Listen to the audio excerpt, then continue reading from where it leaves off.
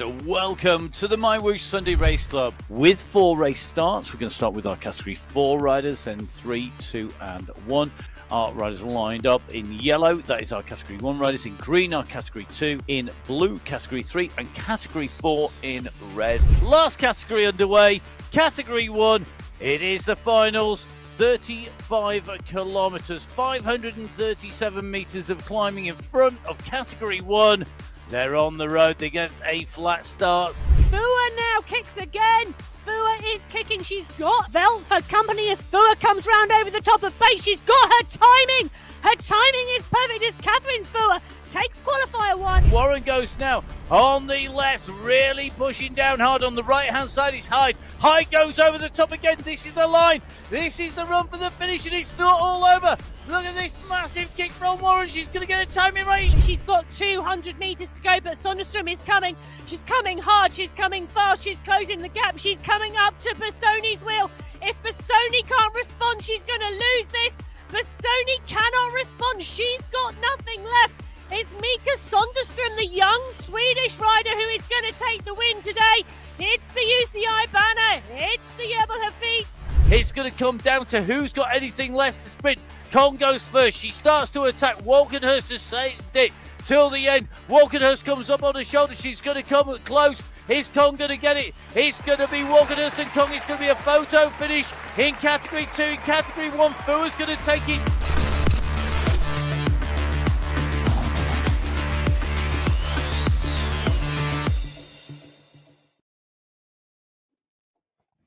So hello, welcome to the MyWhoosh Sunday Race Club. It's me, Matt Payne, and I'm here in the studio with Emma Martin. Emma, good morning here. Good afternoon, good evening, I guess, wherever people are out and around the world. Good morning, good afternoon, good evening, wherever you are. Good night if it is 3:30 a.m. in the morning and you are joining us, because we do know our riders join us whatever time zone they are in. And we've got some good news coming out fresh from MyWhoosh HQ, because not only are we coming out on for the women's race, but our colleagues are going out in Arabic as well for the women's race. So if your first language is Arabic, then please do join them on there, or maybe even watch both, because I'm sure the action will definitely bear watching twice over, as did the action in the women's Strada Bianchi that we saw yesterday. Now, let's have a look at the parkour today. Slightly different to the Strada Bianchi. Yeah, so we're off to Alula today for the new heritage course. And you can see there, we've been here once before. That was qualifier race number 3 in December last year. So this is the second time the women have been here. 35 kilometres of racing, 542 metres of climbing. And you can see the heritage climb comes at 13.3 kilometres into this race. It's 5.9 kilometres long with an average gradient of 5.7%. And sometimes we see race courses with this climb at the end, but today, Matt, it's pretty much in the middle. Then we have a long descent and flat section before, at 31.4 kilometres, we come into the rollers. And there are, well, debatable whether there's 6 or 7 of them. There's 6 rollers and then the kick to the finish line. That's the Alpha Quart Hills, and 3.1 kilometres of rolling land to take them to the checkered flag. Let's see who is going to be able to negotiate our course here today in Alula for the MyWhoosh Sunday Race Club. Our 4 sets of riders, categories 1, 2, 3 and 4 in yellow, green, blue and red respectively. Let's dive in with our category 4 riders first of all. Great to see the riders back once again. A whole host of individuals in here. And Emma, it's a pretty quality field today. Maybe a little smaller than we've seen sometimes, or is it even bigger? I'll let you do the numbers. Can I just say, your speciality. In total today, we have 107 women on the start sheets today for the start of March. So spring is underway, and the spring is under the wheels of these riders today. So 27 riders in category 4, and we've got a really good mix, you know, Matt. Claudia Hyde is here, Bogren, Kirchner, Elos, De Silva is here, Warren, Paolo Smithson, Alvarez, Sarasuk, Francis. This for me is going to be a really good race. So down in the start pens are Category 4 riders. The legs are spinning. They are warmed up. They are away on the MyWhoosh Sunday Race Club. This is qualifier race number 1 for March 2024.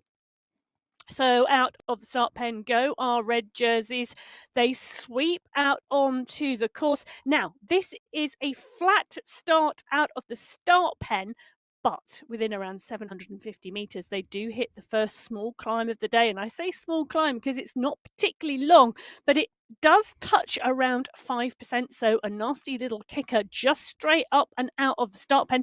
So these riders now all together cleanly out of the pen, being led out by Hyde and Bogren. You can see that climb coming. Top right hand corner of your screen, that graphic gives you really good information about what is ahead of our riders.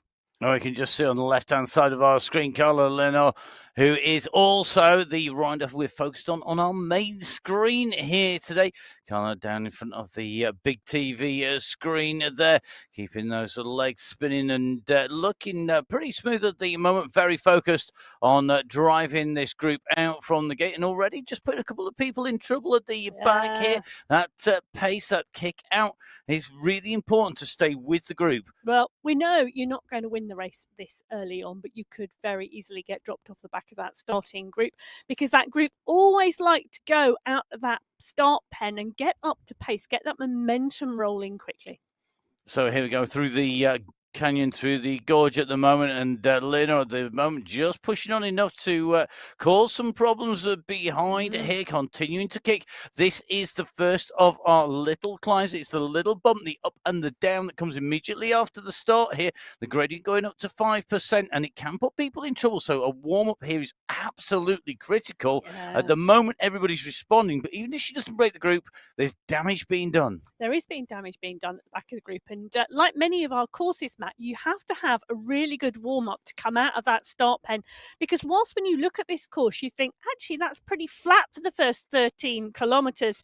This kicker early on, and Lenore is absolutely making the most of it, is the first place to split the group, and probably the only key significant place to break the group, unless you want to go for an attack on what is a fairly flat parkour until we get to the heritage climb. Well, you can see the damage being done there, the group being split in two. That bottom left-hand corner of your screen really giving you a great indication of what Lenore is doing to this group at the moment. Simone Francis, Paolo is also up there, as well as Clarice Garcia. So you can see the riders who have made this selection. Some of the riders not making the group. Francis, the rider on our screen at the moment, she is clearly part and parcel of this group at the moment. But now, well, Matt, that has really put the cat amongst the pigeons at the back of the group. It really has split the group. You can see that on the bottom left-hand side of your screen on that radar view. We can see Simone Francis at the moment riding in Australia, where it's nice and warm, 27 degrees and sunny. The riders, of course, keeping in and out of the heat and the sun, trying to get themselves in the optimum temperature for them. And the more you ride on MyWhoosh, the more you ride on the platform, the more you get that dialed, the easier it is to optimize your performance. And that's what it's all about when it comes to Sunday Race Club. Jump on board, get some rides in. Really great month to do that, because you can jump on board, get in the qualifiers, and then get ready to ride in our finals at the end of the month. This qualifier number 1 for March in 2024, coming up at the end of March. It'll be 2 years. Can you believe that? 2 years since I first started talking about MyWhoosh racing, although I've been on the platform for quite a long time before that, checking it out. And I have to say, I'm really impressed by our race fields across all of the races, and I think it's time to dive in with our next race field. There are Category 3 riders who are here on the start in the blue jerseys. Emma, take us through this race field. Yeah, the Category 3 race field, 29 riders. This is our biggest race field of the day in Category 3. De Silva is here, Marin, Vink, who took second in the final last week. Rebecca Johnson is here. She took first place on that climb. Phenomenal effort there. What can she do today? Philippa Hill is here. So is Natalia Idzik, Giuliano, Hyde, Sonnerson, Mabin. There is going to be a lot of competition for those top spots today in Category 3. So the Category 3 rider is going to take to the start here in Alula. The fans are waving at the side of the course. The riders are putting the power down. It's time to go away from the start in the pens here and head out. Remember, we have that first little kicker that comes very quickly out on course that will test our riders. It's almost quicker than we get when we go to Australia.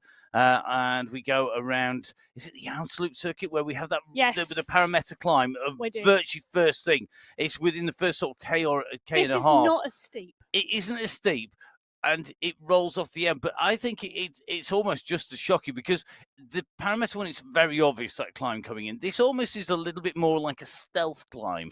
It sneaks up on the riders because you've got a lot going on. You've got the coming out of the pen and the change in the terrain and the change in the scenery. And one of the key differences is that it has a flat top before you start seeing the downhill. The early climb on the outer loop in Australia goes up and then it goes down quite swiftly. And what we often see is the back markers snowballing back in and through. Here, there's the opportunity for that lead group to break away and stay away like we saw in Category 4 a minute ago. Yeah, stabilise over that top. The positions just become fixed, then go into the descent rather than it being an instant transition. Well, out into the desert we go, and we're heading into that climb already. You can see at 700 meters of distance covered. We go from the suburbs, we go from the leafy glades out into the gorge. You can see the arch just behind. As we start to lose the vegetation and pick up the dust and the scrub, the rock at the side. And although the trees are starting to come and the bushes are starting to come into bloom, I'll tell you something, it is going to be a tough climb. This because already Gina Di Grazia has kicked on here and is really booting it down at the moment. That is a big kick, 6 watts per kilo. She's put a big sprint in here, and you can see she's out of the saddle here, really giving it some at the moment because this is a big old move. This is going to do some damage. And just a little bit of a breath there for Gina Di Grazia. She sits back down again. Nice technique, though, sprinting up into the start of that where it was steep, sprints over the top. She's now got time to recover whilst all the rest of the group are still on the climb. Well, I'll tell you something, she's not recovering. She's pushing on there, Matt, because the effort is maintaining. She's maintaining that effort on the top. And you can see the damage has been done to the Category 3 group, just like it had been done to the Category 4 group. But they have not shed as many riders. They haven't at all. It's really interesting watching Gina Di Grazia there. That kick, then she sat down. You see her just sitting, stabilising herself on the bike. That position, super smooth, super solid, just keeping the legs turning. But she maintained that power through that transition there really nicely.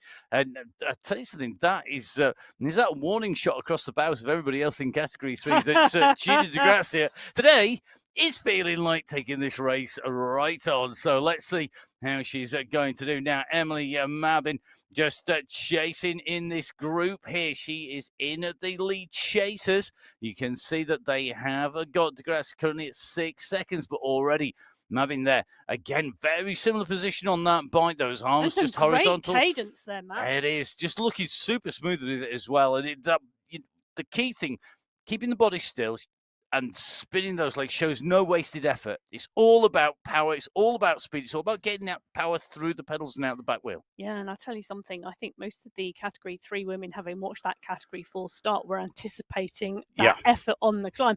And you can see whilst there's a little bit of stretch on the group pretty much, other than one rider, is all still together. So smart thinking in the Category 3 pack. Quality riding and racing. Di Grazia pushing on at the front. Mabin, Clift, Hyde, Peeler, Giuliano, Vink, De Silva, all in there, all in the mix, all clearly out of that start pen. So let's go from our Category 3 to our Category 2. Each of our race starts separated by 5 minutes. The Category 2 riders in here. And great to see the Sunday crew team of Joanna Zimmerman and Sarah Carolus in the mix. But this is a tough race field. A little bit smaller than Category 3, I think, by like one rider, is it? Yeah, you're on the ball there, Matt. 28 riders on the start sheets today, and there is a real mix. Dana Davidson is here, Carolina Alzat. Jermaine Prado is back in Category 2. Watch out, everyone. Montgomery, Walkenhurst, Kong, Takana, Smithers, Barragan, Vittori, Sanchez, Holweiler, and McAlpine. this is a really strong field, and we've got a new rider today, Rosa Herrero, mountain bike enduro background. So whilst there's no steep downhills, there are some ups, and away we go. No mountain biking today. This is esports. This is e-cycling. This is the MyWhoosh Sunday Race Club. We're up. We're out of the start pen. This is category 2. They sweep out onto the course, clear of the start pen now. Well, within the first 500 metres, they're all going to be thinking about tactics on that climb. None of them want to be off the back of this pack. Can the pack be the first group of riders to stay together early on this course today? Yes, there you go. That's my early prediction for the day. Matt has predicted yesterday it will stay together. We'll see. Just watch that. It's going to be the commentator's curse supreme. So away go our riders. Remember, 700 meters into this, we're going to transition from the groves here out into the desert. We're going to transition into the gorge, and we're going to transition onto that climb as we make our way out and over. This is where we're going to see who's going to be feeling strong today. Now, Emma, you mentioned that we got German Prado have moved from category 1 to 2. She's right on the border, I'm guessing, by the numbers. I mean, we don't have access to the exact data within the commentary team because obviously that's private. But we can ascertain from where she is in the race fields and what the performances she's doing. She sits on that border between category 1 and 2. She does, and we've seen her regularly finish in the top 5 on the podium in category 2. Last month, she progressed to category 1. And, she put in some strong performances. She was there or thereabouts in the race field till about half distance, and she hung in. And we saw her really attack the other day on the climb there. So she really gave it her all. Back down this month to category 2. Like you said, Matt, there are those borders between these 4 race categories, and there is that flexibility. And we see that in both the men's and the women's race fields with the movement of riders, depending upon who is on the start line. And some of our riders are really progressing through the categories. Serena Vittori would be a good example of that. She was very, very good in the finals and has been riding very strongly in category 2. But we're going to be seeing whether McAlpine, Walkenhurst, Rona, who will it be? We've got some new riders in here as well. And our new rider, a mountain bike enduro rider. So that is somebody who is used to throwing themselves down the mountain with extreme skill. Generally on a course that they haven't necessarily checked out before. So they've got to be a really good mountain bike rider. They've got to transfer those skills. And I was trying to just think of what's transferable there across what those skills are transferable. Gung-ho attitude. Okay, but there's not, in terms of physiology, bravery. I guess, intense effort, lots of strength. Well, intense effort. And also, in enduro, your heart rate is as high on the downhills as it is on the uphills. Yep. Other than you obviously don't race the uphills. Yes. Well, or you might race some of the part sections of the downhill, might have uphill in them. I'm desperately trying to talk us through to the category 1 race start here because my prediction has gone wrong. It has indeed. There we go. That'll teach you to do an early prediction. We have got a big split with 2 groups formed in category 2. Category 2 already split into 2 as we go over the top of that first timing down and approaching the section at the bottom where we level out. You can just see the gradient on the top right-hand side of your screen going down to 0%. And that means that we are now onto our long run across. This will take us through. There's a little bit of a rise before the Valley of the Tomb sprint, but pretty minimal now, all the way to our heritage climb at 13.3k. So let's leave our category 2, 3, and 4 riders to their transitional section as we go to category 1. Our elite riders lined up on the race start in their yellow jerseys, who will be taking the yellow skin suit for the win at the end. Well, our teams are here. The Effetto skier with Cameron, Bassoni, Colombi, Giovanni, and Sidley. We've got Nordic Spirit, Van Hove, Engstrom, Velt, Bruni. The Risky Biscuit squad, Donny, Fua, Bjarhead, and Koistinen. And the fellow girls, Gonzalez, Rue, Manuela, and Cassani, plus some rather strong riders who aren't in a team at the moment. Yeah, 23 riders on the start sheets today. It was, of course, the Fito skier who took the team win last week from the Risky Biscuits. But we've also got Embring, Belforth, Sarmiento, Martinez, Hermansen, Manshandi, Sonderstrom, and London, as well as those teams lined up today. So this is our race start in category 1, our final race category of the 4 sets of riders away. Completing the race starts on qualifier number 1 on the MyWhoosh Sunday Race Club. It's time to pedal. It's time to go. It is a Sunday Race Club. It's category 1. We have a 35 kilometers, 542 meters, one categorized climb, one set of hills at the finish. Who is going to take this out? Who will take the win? Make sure you stay tuned to find out. Well, just taking a look at the pace on the front of this, very quickly settled down in category 1. Now, I did mention the teams because one thing I wanted to mention, Matt, we said Afito Skier took the win last week from the Risky Biscuits in the team competition. The top 3 riders in each of those teams, times added together to count, just 16 seconds separating those 2 teams and those 6 riders in total last week, which shows you the strength and depth of this race field. Now, those riders in here mixed with other strong riders, and in fact, a large number of them have taken top 5 positions throughout February. So really good to see the fact that we have so many women taking those top spots, taking those positions, and the strength and depth in this race field is so good. Now, out of the 3 qualifiers in February, 11 different women took podiums in category 1 out of a potential 15.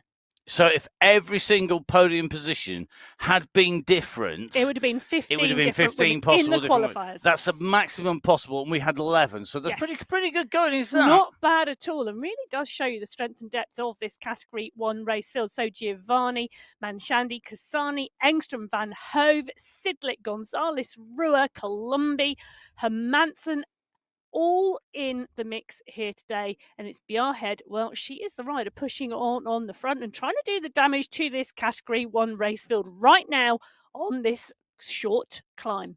It is a short climb, but it's done damage in all the previous categories.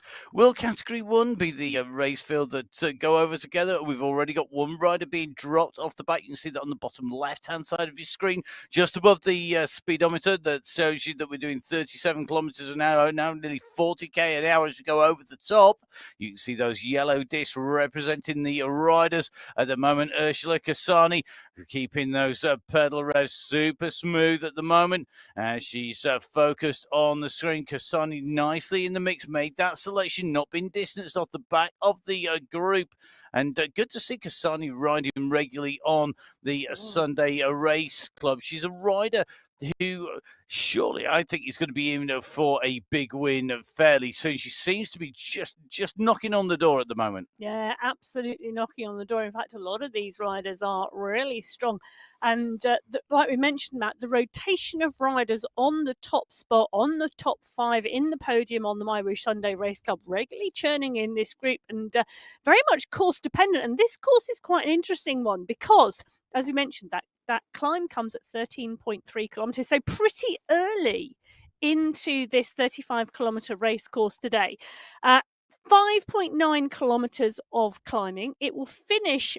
They finished that steep climbing within the first 20 kilometers, so there's over 15 kilometers after the climb is complete. Are you just saying that's because I was desperately trying to work the maths out of my head? Well, I don't know about that, but the long downhill effort followed by a flat run-in, and then the last 4 kilometers has those rollers. So taking a look at the screen, the riders onto the flatlands at the bottom. And this is where we see how smooth the riders are. Joanna Coleman there. Interesting to see she's got a Trek Segafredo Musette at the side there, just hung on the bracket that would normally hold the bike there. And very interesting to see that Joanna Coleman there, just with the towel on, blazing sunshine coming in through the window. But Kalman trying to make sure that she keeps this nice and smooth, doesn't expend too much energy staying in this group. And this is about hiding and being smart, isn't it? We were in a conversation earlier on in the week. We had a meeting with somebody in the week, and it was talking about the tactics and the way that you would ride on here and how riders being smart. And there are some riders who will take a win having expended far less effort Oh, yes. over the duration of the race. Yes, you've got to be answer attacks. Category 4 riders are absolutely all over the road as they go over the little There's bump. a lot of pushing on going in that Category 4 race at the moment, and a lot of stretching, because look at the size of the group, and they're not far off now, Matt. They're 2 kilometres off the base of the Heritage Climb. They don't want to take that many riders in. They don't, and there's a little trigger point here, which is you can just see it on the top right-hand side of your screen. We just traversing across. We do a steep kicker onto a plateau and then a gradual drop back down. You can see we're up onto the boardwalk here, on top of that plateaued section before we just drop back off again. And the rise up is what can do damage. If you kick there, you can break riders. And Vasquez now having to push to get back onto the group 16 riders in this leading group, though, still, Matt, which is really, really strong. Vasquez is the rider pushing on to get on the back. Connell is the rider distanced, and now this group over at nearly a minute ahead of Connell, who is the rider chasing. Now, just let's talk about the Heritage Climb for a little moment, because it's, whilst we said it's a 5.9 kilometres with an average gradient of 5.7%, it is, I'm going to call it, a multi-stepped climb. It's not a steady gradient. Many kickers along the way, and very, very steep at the start. 13%, 16%. These kickers really do push the riders and really test the riders, but it does also mean that there are some downhill and some flat sections as well on this climb. So having pre-ridden this climb, having done your recce, really important to know where to attack, where to dig, and where to rest. Yep, I've ridden this climb a number of times here in Alula, and it really does change. Being able to have a good variety of pedal cadence, good range of pedal cadence, and very quick transitions to be able to snap from maybe doing 70, 80 revs per minute to 120 revs per minute. Being able to do that very quickly is key. Now, nabbing in here, the rider we're riding with at the moment, they're on the way in to the Artist Alley Sprint. Now, the sprints don't count for any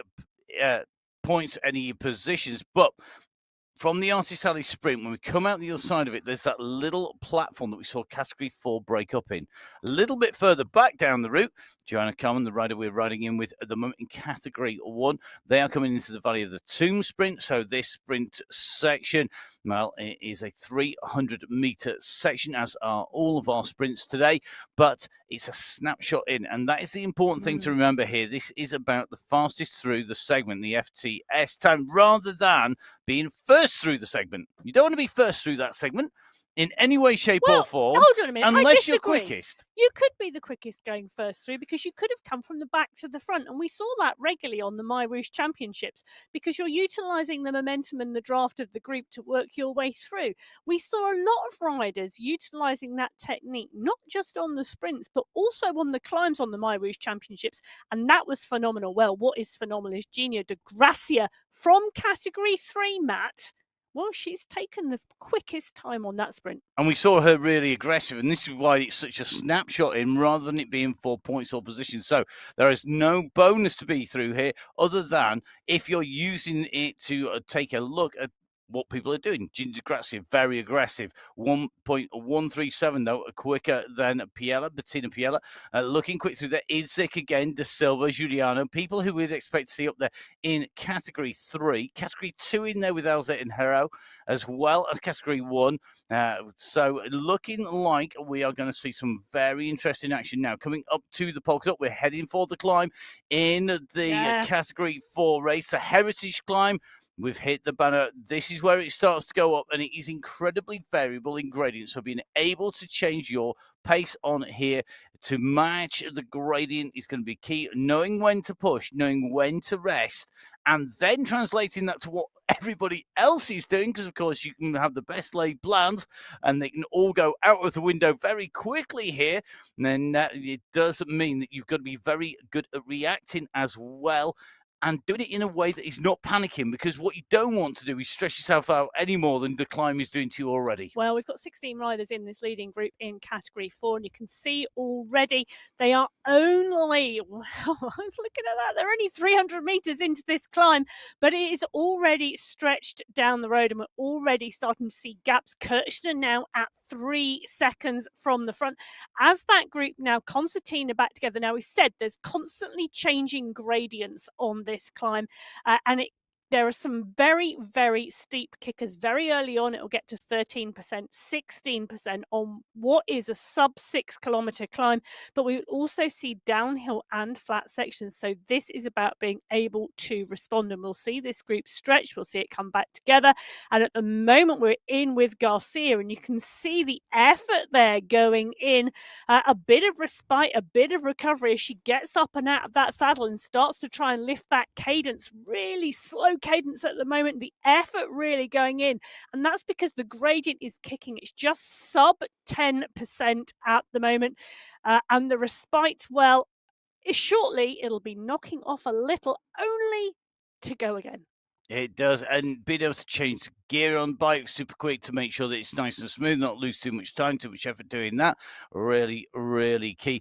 Guessing from where the chain position was on there, I think Apple will in a pretty big sprocket on the back there, but it looked to be on the big ring on the front there, so it might be the case I've got to change back down again in the chain ring just to get the revs high. But sometimes the time that you lose changing gear is more, the damage is done more by losing time changing gear than it is by just rolling over in a bigger gear, but it depends on how strong you're feeling. So we'll see how Apple gets on with the rest of her category as we come back in with category 1. We're making our way in and along. There's a little bit of a dip and a rise coming up. We're just in with Anna Embring, one of our Swedish riders here, and just grabbing a bottle, getting hydrated. A little bit chillier in Sweden than it is perhaps in the world of Alula at the moment at 3 degrees centigrade, and with the fairly grey cloud. I think the weather is pretty accurate there. That Anna just keeping those revs ticking over at the moment, and good to see that Anna just making sure she's staying focused on there, just getting the messages coming in and out. Communication in with your teammates is key, and we know that the Swedish riders, they're a really big community, and they're a very strong racing community. Really, really strong racing community from Sweden on esports on MyWhoosh on the Sunday race. 1, 2, 3. I was just trying to count how many Swedish flags. But in a row there, they were all together at the moment in this category 1 pack as they sweep around the corner, and you can see another sprint section. That's the green banner up ahead. But these riders now 7.6 kilometers into this 35 kilometer course. It's a tight group and a steady pace at the moment. You can tell that from Embring's heart rate, currently sat at 136.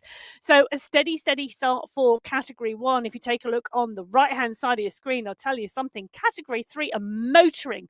They've already gone through the back markers of the category 4 race, and you can see further up the climb, the leaders in the category 4 race are their next group of riders that they are motivated to chase. They are not that far behind. 13.5 kilometers now for these leaders in category 3. It's a big group. Elavink is right in the mix there, but Matt, I'll tell you something, it's not going to be long till they catch that category 4 pack. Yep, that pack, I think there were three. There's 2 groups tucked right round on the little hairpin turn on the right-hand side there. So it'll be very interesting to see what happens when they come together. Remember that the riders can catch and draft from each other. If you're on a climb, then that's not going to make much difference because it's all about gravity and power to weight. If you're on a descent, or you're on the flat, that's about being able to draft. All of these skills being brought in to race strongly now. You can see that the category 3 race really is hot because we have Degrassi again kicking on through. We saw Gina earlier in the program, absolutely flying through there, 0.654 quicker than Biella again. The same 1-2 as they come in and through, but behind Helen Connell was chasing. Now, last time I saw and working through, she was working on those sprints because she had the green sprint jersey in the category 4 competition. But these riders, of course, well, they know that the key prizes, they all come when you come in to the end of the race. When you come over the line, our qualifiers, like all of the races on MyWhoosh, have the individual prizes for the top 5 riders in each category. Now, category 3 leading bunch. It is a bunch. It's almost a peloton. I always think of a peloton being basically the entire race field, almost, with 1 or 2 people missing. The bunch, well, it's certainly looking like it's definitely the bunch. It's the biggest group on the road. However, they are riders up in front. They are catching riders at the moment, but you can see this changing gradient. We're down at -4, -6, -7%. Then it very quickly changes. We're at +6%. +3%, -0.4, -3. It really does roller coaster. It's down. It's transitioning very quickly from one inclination to another, from a positive to a negative gradient. We're up to 9% now, and now it's coming back off to 8. We've got a consistent pull around this left-hand turn here, so you can see this group. They came through those category 4 riders. They picked them up and they're going to deposit them pretty quickly, I suspect, here as we make our way up this climb. A little bit further down, you can see category 2, Dana Davison, the rider we're in with, at 12 kilometers. So they are just under 1.5 kilometers from the base of the ascent of the heritage climb here in Alula. So Monica Rona in here. Rona, very, very strong rider. She's generally one of those riders that we know will be up there. If you had to pick somebody who is consistently in the mix, would definitely have to be up in the pick there as she makes her way down towards the base of the climb. It's pretty much flat on the way through. We just even know with Alejandra Jaramillo at the moment, who's just keeping those legs turning at the moment. Jaramillo there just making sure that she's got the cadence going, keeping pretty smooth there on that bike, just keeping focused on the screen as well. And you can see plenty of light there to make sure she can see what she's doing. I always love to see everybody's different setups and where they are, not just in the world, but where they are in their houses as well, because it seems to vary so much. We have people in lots of different places. Yeah. And I'm loving the vertical fan there on the right-hand side there. The big fan blatting out the air as well. Always key. I think that's... People do get bike envy, me notably, but people do get fan envy as well, because having that movement of air over it does make a massive difference. I'll tell you something. I have remote control fan envy. The number of times I've forgotten to turn my fan on because it's so cold in the garage before the start of an effort, and then thought, what on earth am I doing as my heart rate and my heat goes up so high because there's no fan on.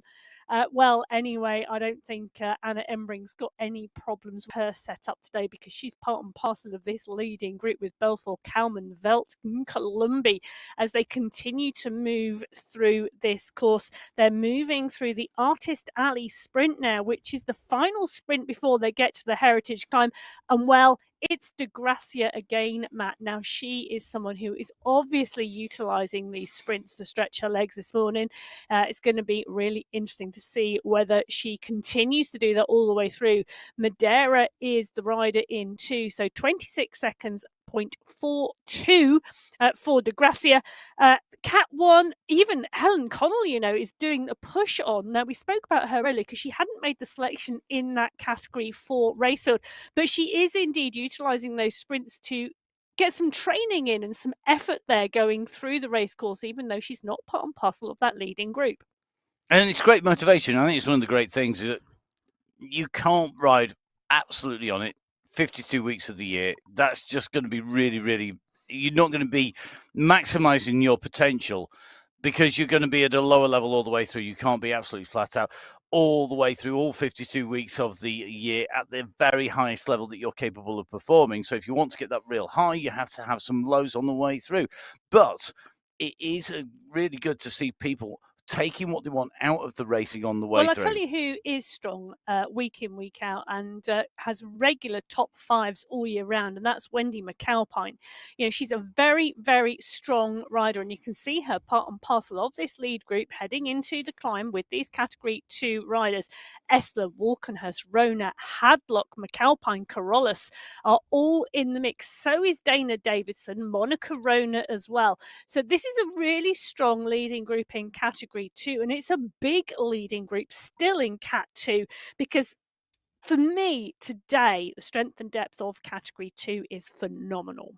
It is great, and it's really interesting watching Wendy McAlpine coming in there. I mean, she's super strong. One thing that you can tell with a strong rider, she came in, she hit the gradient, she clicked down a gear, she made it a little bit easier so that she had a little bit better gearing on there. Did that for the first part to come into the climb, but then got out of the saddle to kick over the top to finish off the gradient and carry the power and momentum through over the top.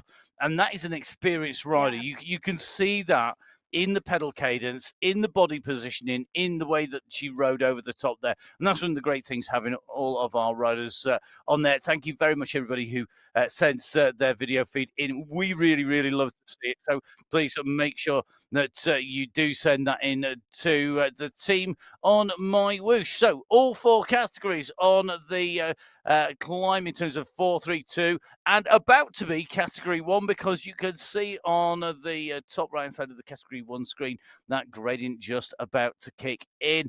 They're about to hit the gradient here. So let's see how they're going to go on the climb. Remember, they're all fighting for prizes. They're all fighting for prize money.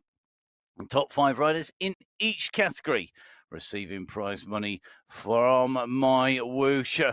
The professionalism that we see from our riders reflected in the prizes that they get. So 4 categories away. Let's run you very quickly through the prize money today. It's going to be a super quick one today because we're nearly into the climb of Category 1. So individual classification in our qualifier races, 2,160 AED to 432 AED from 1st to 5th in Category 4.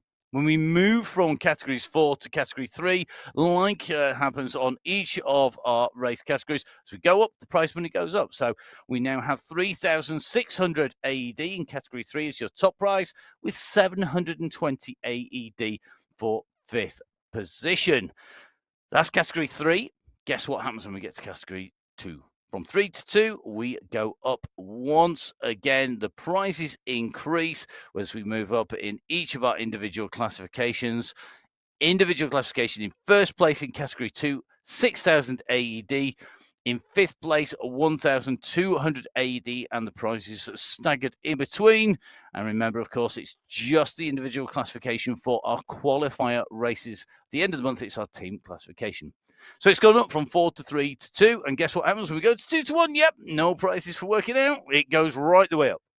So this time round, it's 2,000 AED for 5th, 4,000 AED for 4th, 6,000 AED for 3rd, 8,000 AED for 2nd, and a whopping 10,000 AED for 1st place in the individual classification in Category 1. Now, we normally would do, at this point in time, Emma's exchange. Emma, have you got a fast exchange rate for us? Because we are one of those people who are running into the airport, have to change our AED for something wherever we're going, and running back out again very quickly. Well, we're going for South African Rand, because I can't remember the time we've ever been to South Africa. So we're heading to South Africa today. 10,000 AED, 51,897 South African Rand as we speak right now. So if you're going out to Cape Epic and you're going to go ride the Cape Epic mountain bike event, it is a huge... Say that again in Rand? 51,897. Right, there you go. Now you know what you're going to win if you are going to be using your AED. But of course, don't forget, we really love you to go out to the UAE and go explore some of the amazing sites out there and ride on the amazing infrastructure that's there, and maybe go ride up some of these climbs that you see featured on MyWhoosh. On the climb, on the Category 1 race, Sophie Giovanni at the moment out of the saddle, really working hard in making sure she stays in the gradient drops. She gets back down into that saddle. At the moment, that cadence just rolling at about 82, and look at the drive. She's really forcing those pedals around at the moment, really working well to make sure she stays with this group. She's flying up here at the moment. Really interesting to see she comes round into that right-hand turn. Yeah. She's got to keep moving here. She wants to stay in the group. You do not want to get distance because these fast sections really do change the dynamic, don't they? Yeah, about 14 riders in the leading group in Category 1, and they are still motoring. You can see a couple of riders being dropped off the group at the base of the climb coming in. But this group, whilst it's stretched at the moment, it is still pretty much together, and they're on a steep kicker at the moment, but the gradient is now starting to drop because it will flatten out a little before it starts to kick again. So all of these riders now needing to push back on to the group to get that momentum back together before the climb kicks again. Yep. Get in place, get in the bunch, make sure that you're getting as much advantage as you can. Wow. Not so much bunch at the moment because but we're seeing some I'll attacks. tell you who is doing everything that they can at the moment. Look at that snake-like pattern of blue jerseys down the mountain. Emily Mabin is the rider working her way through the Category 4 red jerseys. She's been joined by Lady Geraldo as well. Geraldo Montoya really working hard as well in that Category 3 race. Philippa Hill and Nicola Turkova not far behind. But what they are now doing is working their way into the top 10 of the Category 4 race. Rebecca Johnson right up in the mix there with Takova, with Hill in that group. De Silva a little bit further back, but Mabin is who's doing the damage. We saw Mabin earlier on the screens with a really good riding position on the flat. I wonder whether she's been able to replicate that on the climb because it's so hard. But this section of all of the climb, this is steep. It's 11%. But it's consistent, and there we go. Mabin out of the saddle there, really stamping down on the pedals. There's a long way before this gradient eases and before it relaxes. But Emily Mabin at the moment looks like she could stay out of the saddle for a long, long time there. Well, she's got 2 kilometres more of climbing to do today on the Heritage Climb. She's going to be working her way. Look at that. She's now into 9th place on the road. Now, for our new viewers, Category 4 are the first race field out of the start pen. They start 5 minutes before Category 3, the blue jersey wearers, who start 5 minutes before Category 2 in green and 5 minutes before Category 1 in yellow, which means our Category 4 riders are often the leaders on the road for a significant period of the race. Category 3 now making that catch as Emily Mabin weaves her way through these riders. But Category 4 on the right-hand side of your screen, we've still got 6 riders in contention. So Hyde, Paolo, Elos, Francis, Navarez and Bogren all still together. Johanna Warren not far back with Vasquez, so around 25 seconds back to those 2 riders. Then we've got the next rider on the racecourse, Emily Mabin, the Category 3 leader. So the Category 3 leader making her way up here, Mabin. Very interesting watching her technique as she was on that long climb out of the saddle, then dropped back down again and changed gear. And look at this. We're starting to see a break here in Category 1. Roberta Bassoni, a very, very strong climber. Clear at the moment from Emma Belforth and Celine Colombi. Looks like Bjarhead in that group. That pack behind are going to get the advantage of the draft on the flatter section. They're closing the gap down here to Bassoni, but Bassoni's back on her territory. She's on to the climb. She's taking the steep right-hand turn here. The gradient increasing as you come around this bend to 12.5% before it eases slightly. We go around the left-hand bend on the outside of the bend where the gradient is slightly lessened. But I tell you something, this is really tough stuff here. Marlon Bjarhead out of the saddle, 62 revs per minute, 61.59. Now she's got to try and keep that pace. It is incredibly tough here. She's got to keep the pressure on those pedals, and she's going to need to stay with them. Now, the revs are increasing here as the gradient is dropping. You can see she now sits down. We dropped from 10% to 9%, and that is where we saw Bjarhead sitting down and now starting to try and rev, use that seated power on this fast section, it dips, it rises. Then we've got an even bigger dip to come as well. So she's really got to stay in with the pack here, and she's right in the mix here. Emma, Well, this is a great ride. It is an absolutely brilliant ride, but this part of the course, this part of the climb is all about making sure you stay with the group and put enough effort in, but that you recover enough and take as much of a micro rest as possible to drop your heart rate before you have to kick again. So currently on a descent at the moment, and you can see Columbia here pushing on. Van Hove 2 seconds back, Velt Bjarhead 3 seconds back, Belfort 4 seconds back. Now that really is the group as Columbia is pushing on, but she's not the leader on the road at the moment. Bassoni is further up the climb. Now, Matt, what's really interesting here? Bassoni finished 5th in the final last week. Columbia finished 3rd. They are the only 2 riders in this race field today from the top 5 in the final. Fua is not here. Bruni is not here. Sonderstrom is not here. And Mina Constant isn't here either. So those 4 riders not in the mix today, leaving that top 5 open, and these riders really pushing on. And that shot gives you the view of how steep this is at the moment, just shy of 15%. And take a look at that. Everybody working hard. There's not a lot, between this group at the moment. And if they can just hang in these wheels, then they are going to stand a good chance of a podium today. So more fresh riders with the opportunity to go in, take a new stab at that prize money. You can see the height that we have gained here as we look out across the desert, out across the world of Alula here on the MyWhoosh Sunday Race Club. Yeah, in with the top 10 in Category 1. Remember, they are chasing Categories 2, Category 3 and Category 4 riders who set off in front and making the way in and through. Interesting to see. Now we're going to move to Categories 2.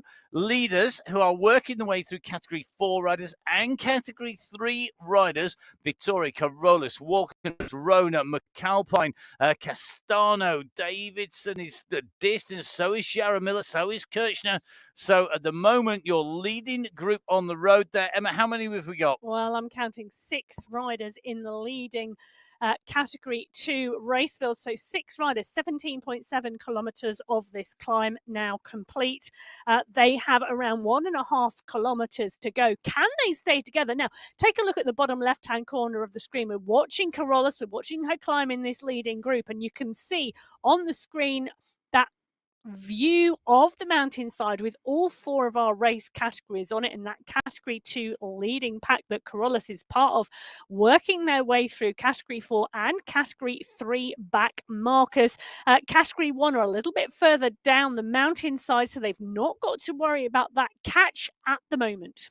Well, interesting to see Sarah Carolus had a gaming chair just behind her there. I'm interested to see what setup she runs on in terms of her computer spec. We are at the moment just in the middle of finishing off the beta tested on the Apple TV. That finishes on Monday, which means that I think about 1 week later on the 11th, we should be seeing, if it all goes to plan, if our inside sources at MyWhoosh are correct, the launch of the Apple TV MyWhoosh in its final version. Usually takes about 1 week after. So that's the estimated time of arrival, the ETA of the Apple TV for everybody. At the moment, the ETA of the riders at the finishing line, well, we've a little while yet, but the person who's going to be setting that, will it be a Category 4, 3, 2 or Category 1 rider? The Category 1 leaders are absolutely motoring at the moment. Celine Columbi is on a climb. She's flying at the moment. She's got Belforth and Bassoni in front, though, and Bassoni really has opened up a massive lead here. We know she's strong on a climb.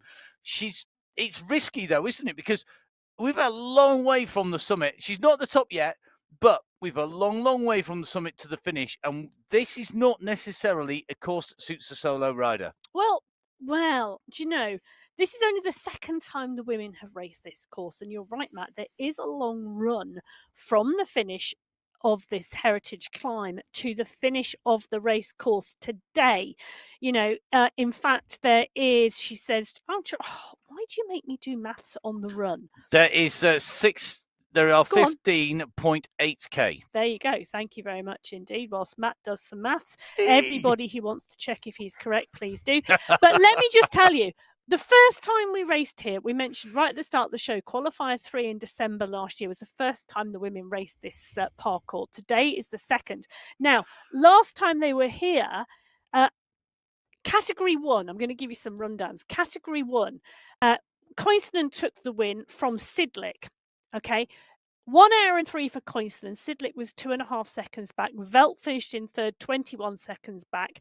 That was the closest race of the day. In Category 2, Daniel had it by a minute from Svardström, by 1:21 from Giannatti, and by 3 minutes and 8 seconds to 4th place, which was Walkenhurst. So that really spread the field in Cat 2.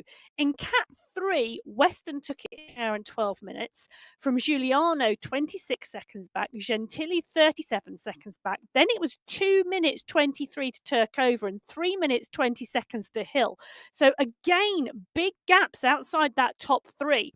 Category 4, Bremner took it in 1 hour and 19 minutes. From Hyde, 1 minute 44 seconds back. Arrayas, 3 minutes 56 seconds back. Galliano, 4 minutes more back. And then Lloyd, nearly 5 minutes back.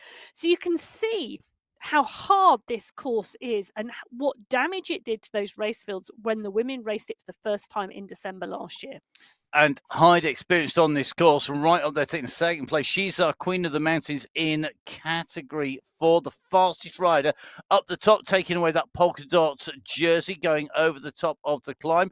In Category 3, it was Emily Mabin who went over the top. Again, very strong rider. She was the fastest rider up the climb in Category 3. Category 2 and 1 haven't yet reached the top. No, but one of the things that will happen today is that the riders will have learnt from racing it back in December, and they will have different strategies to use today, knowing what they've learnt from last time. Well, indeed, and Bissoni looks like she wants to go for a solo lead over the top. She's 16 seconds clear of Celine Colombi and Emma Belforth. They're on the left-hand side of your screen in Category 1. In Category 2, Monica Rona starting to approach the top of the summit with Serena Vittori, along with McAlpine, who's not out of this by any stretch of the imagination. Neither is Carolus. This is going to be a I predict a sprint. Group. Oh, thank you very much. I predict a sprint. I think we are going to see a sprint in all of our categories. I think even in Category 1, just because of the distance to come back in to the finish. But remember, this will vary a little bit depending on where the riders are on the course. So in Category 4, we had Hyde, the fastest rider, over the top of the climb. In Category 3, it was Mabin who came over with the fastest time. It is Vittori who comes over with the fastest time over the top. And I'm going to be really interested to see whether it's going to be those same riders who have taken the fastest time up the climb, who've showed their strength here, who can then make it count at the finish. How many of our fastest riders at the climb will be the fastest rider across the race route and take the win in their race category? Well, we're going to see now. This Category 2 on to the descent. Vittori, McAlpine, Walkenhurst and Carolus are in touch. 4 riders pretty much within a second or so of each other.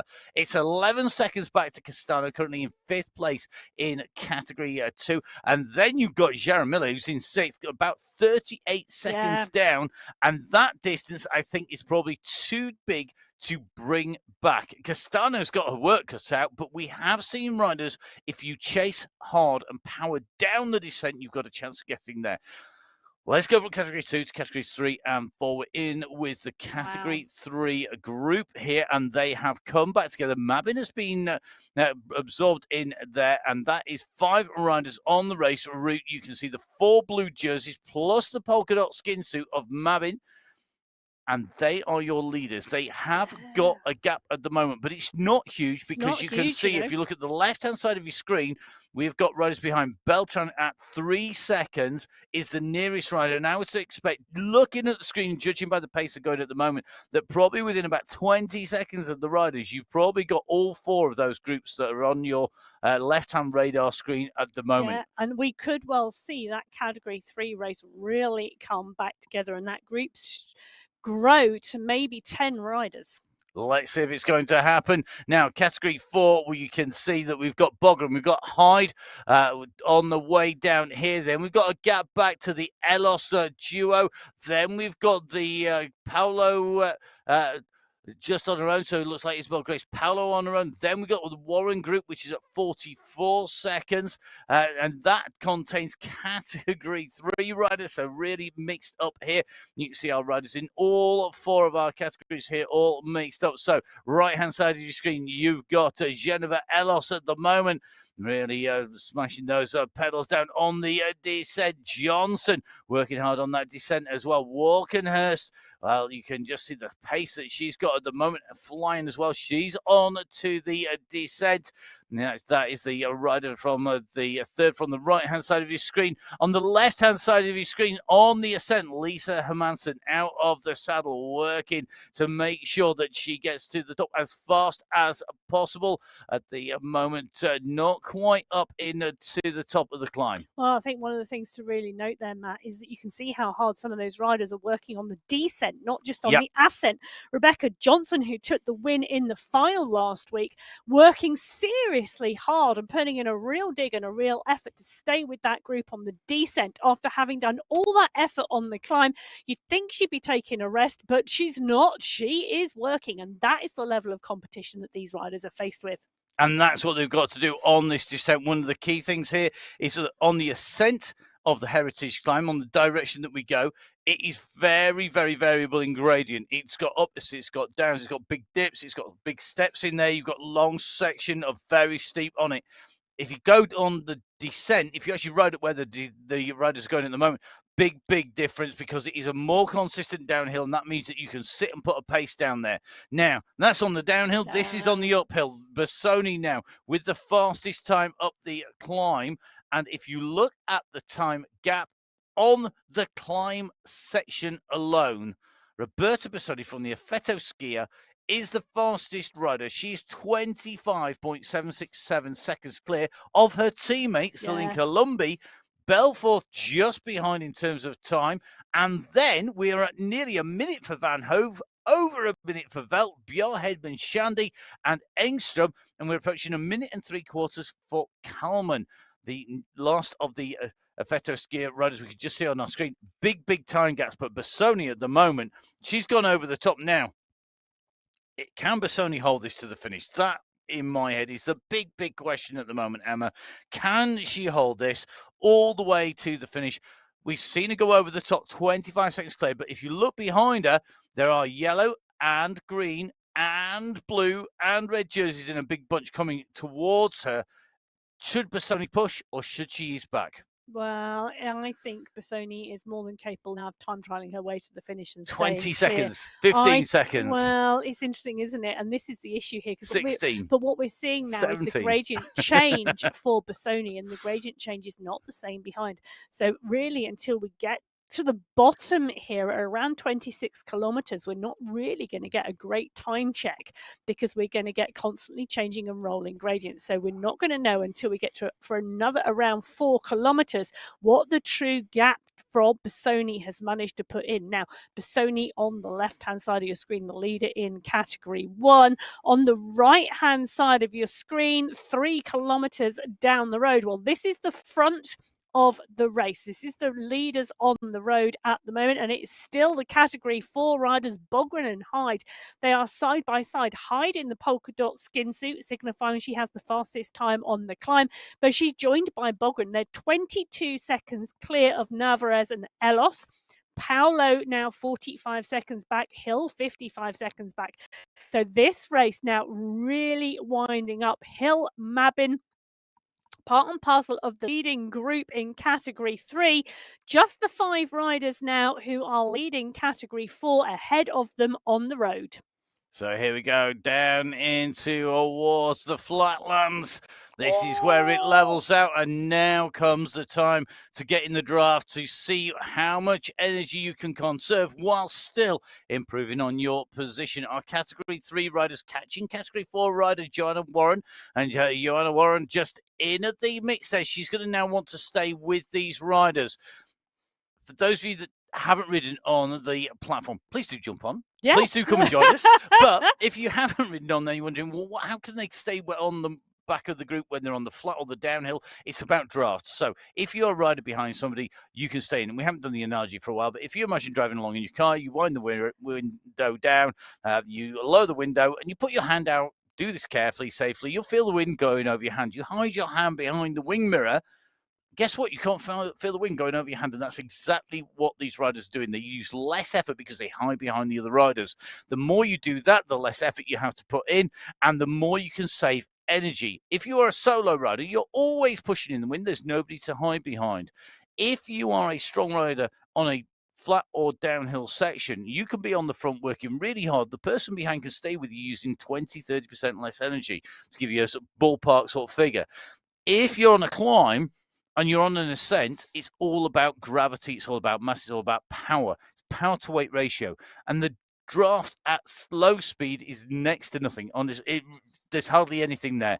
So if you're trying to go up a climb and you're doing 10k an hour, there's not much draft. If you're on a flat or a downhill doing on the flat 35 kilometers an hour, you're on the downhill doing 70, 80 kilometers an hour, the force against you is all about how you can cut through the wind. So if you can stay in a group, it's good. And that can eliminate the difference between the categories.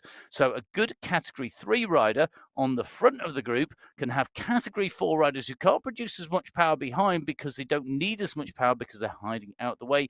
The same with category 3 to 2 and 2 to 1. So you can see at the moment Natalia Idzik on the wheel of Monica Rona. Rona's putting out over 4 watts per kilo. Idzik sitting behind at 2.5 to 3 watts per kilo. And that is because she's hiding in the draft behind Rona. So this is absolutely key. Making sure that you stay in position. Don't use too much energy. You can use it to bring yourself back up. Idzik is going to go onto the wheel here of Mendoza. And that has been done by sitting on the wheel of Monica Rona. Brilliant example here. Rona going over about 1 to 1.5 watts per kilo higher because she's sitting on the front and having to push through the draft. And the category 3 riders are going to jump in behind our category 2 rider, Rona.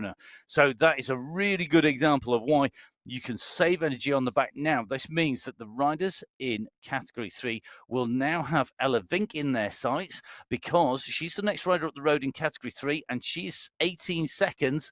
I'm sure as this race progresses, unless Vink can catch a lift with another fast-moving rider, she could well see these riders coming on to her back wheel pretty quickly. Well, Simone Francis is the category 4 rider directly in front of Rona at the moment. She's going to see these riders first.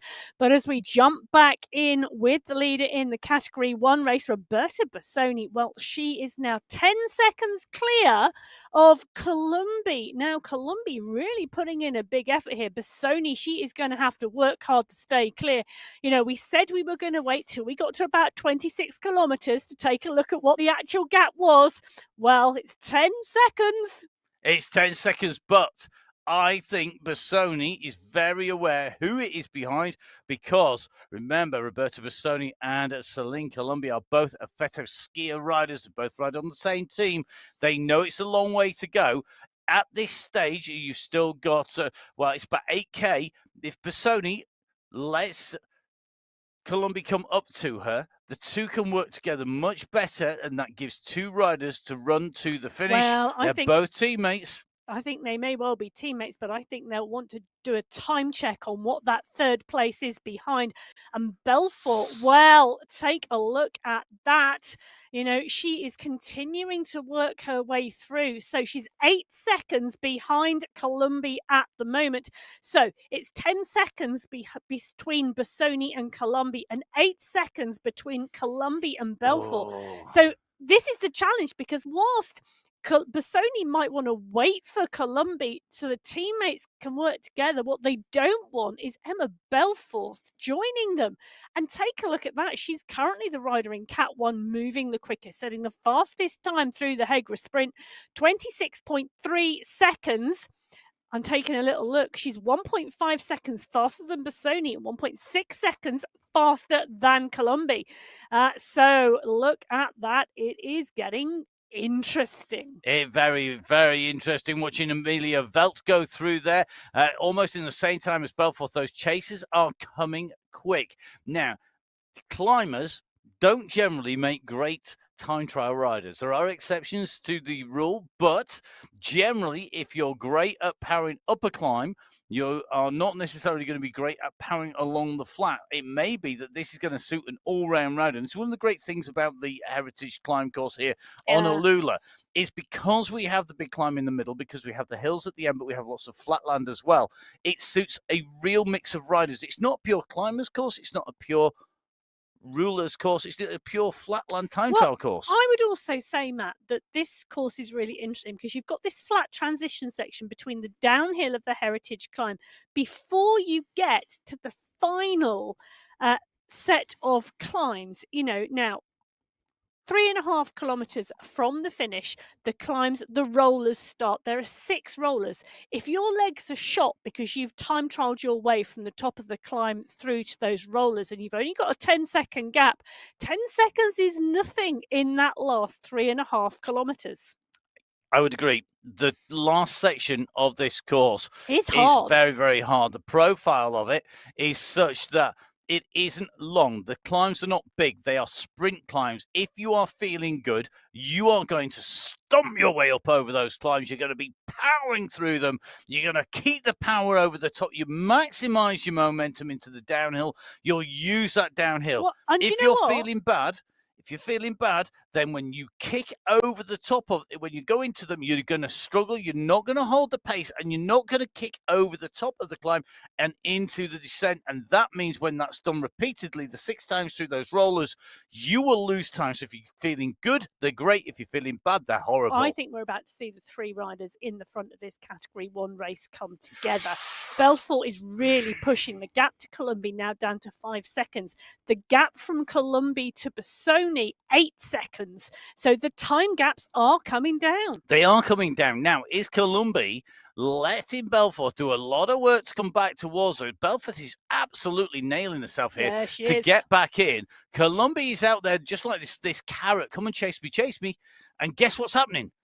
That's what's happening. Belfort's chasing. But then Belfort will have used a lot of energy, and that is going to allow Bassoni to keep on pushing at a pace she's comfortable with. Is that the tactic between the 2 teammates, Bassoni and Columbi, And Columbi, if she's been taking it easier, has got more energy than Belfort here. Yeah. So she might have got caught, but she's then going to be coming into these kickers slightly fresher. We're at 29.4K. The kickers come at 31.4K.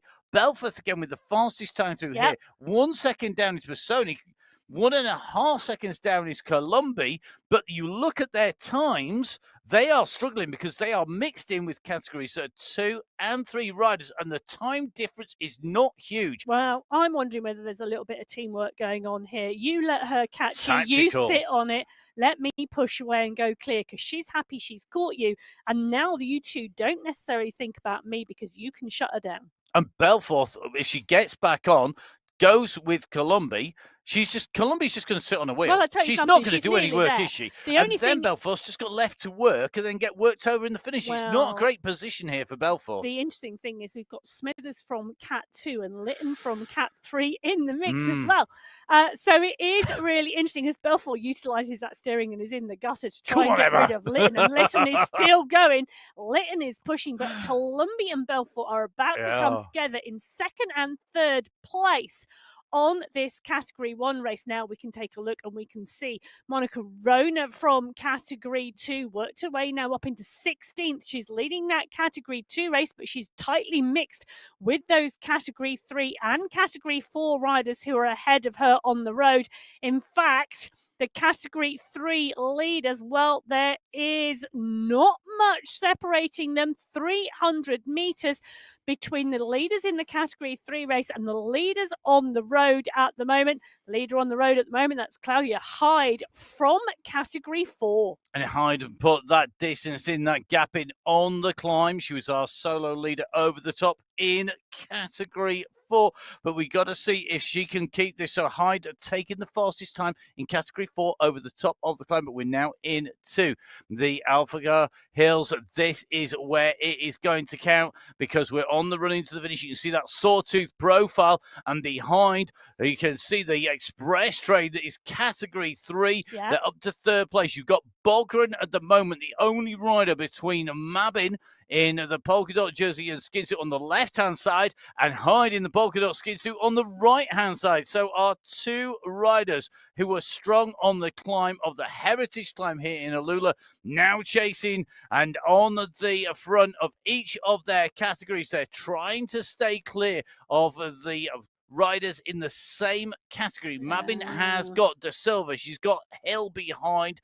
It's a 5-second gap back to Johnson. In Hyde's case, she's got 7 seconds to Bogren. Bogren now has the opportunity, dependent on where she's caught, of picking up the rider that's coming through. That is Mabin, if they can do it before the finish, because time is starting to run out. Our leader on the road now has less than 2.5 kilometers to the finish here in qualifier number 1. So the race distance is diminishing. That's left to run. They've got to make this count. Well, I'm giggling here because I'm looking at how Philippa Hill there in that category 3 race on the left-hand side of your screen used the momentum to come up onto Mabin's wheel. That was phenomenal technique from Hill there to utilize the push as she transitioned from the downhill to the up, to take that momentum and speed into the up. We don't often talk about speed. Speed is really, really important through these little rollers, far more than watts per kilo. You really have to utilize your technique on the downhill and apply the power in the right place to get your speed high. Your high speed going into the bottom of the climb will be your friend, and is a really good technique to learn how to achieve that, because Hill absolutely showing us how to do that and how to do that well, keeping her in the mix in that category 3 race. So is De Silva. She is right on the wheel of Mabin. It's Johnson who has missed out here, but Johnson again, she's not that far off, and there are still rollers to go. So we're on our sawtooth profile. Getting your technique right here is as important as having the power, as important as having the speed. It's as important as having something left in the tank pretty much here, because the technique will save you so much, knowing when to push over the top, where to ease off, where to kick, where to back off. Rona at the moment on the front in category. If you look at the left-hand side of your They're screen, all going to come together. You can see it compressing. So basically, the up and down is reflected in the compression of the groups as they go on to the climb, and then the expansion of the group as they go over the top of the climb into the downhill. You can see the compression on the bottom left-hand side of your screen as all of those groups come together behind, and then you now see the gap opening back up again as they go into the downhill. It's like an accordion, isn't it? It is indeed. If only you could see both Emma and I in the studio doing accordion motions here. Neither of us can play the accordion that I know. Can you play the accordion? No. No, there we go. Good job. We know what we're doing when it comes to bike racing. So the distance ticking down, less than 1.5 kilometers to go now for Monica Rona, who's the green rider on your screen, chasing the riders in front now. Now, a little bit of a change behind, because Mabin is now caught Ellen Bogren. Bogren has gone from being 2nd to 3rd rider on the road, but now Bogren will try and go with Mabin if she's got enough in the tank to do that. I just don't think it's going to be possible at the moment, because Emily Mabin is on a charge. She's only got 3 seconds back to the chase group behind. She is not going to sit and wait, and Bogren is not going to hang on that wheel.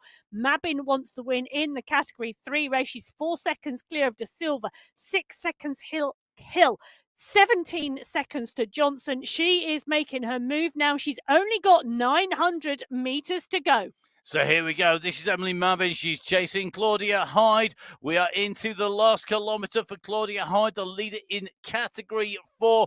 She's broken clear of Ellen Bogren. She's got the gap. She's got the polka dot jersey as the leader in the mountains competition. She's going to come up to the end of the hills section here.